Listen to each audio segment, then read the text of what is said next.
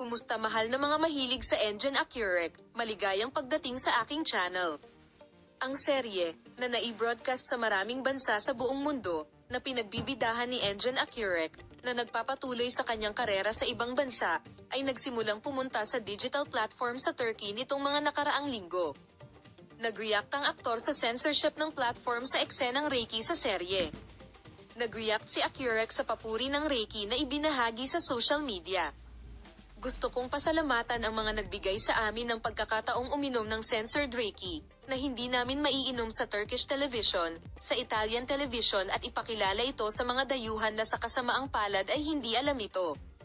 Sinabi niya, kung ang Reiki ay Italyano, ipapatalastas nila ito kahit saan at ipakilala sa buong mundo, ito ay magiging isang sikat na inumin. At kalaunan, binigyang pansin ni Tagba ang pahayag ng kanyang dakilang superior tungkol sa Paris.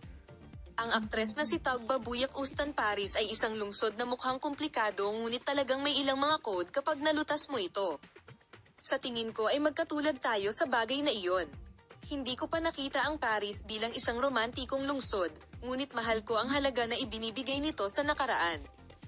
Gusto ko na pinapanatili nito ang mga istruktura nito.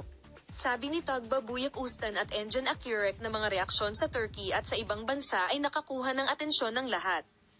Manatiling nakatutok para sa Insider News. Paalam na makita ka sa mga bagong video.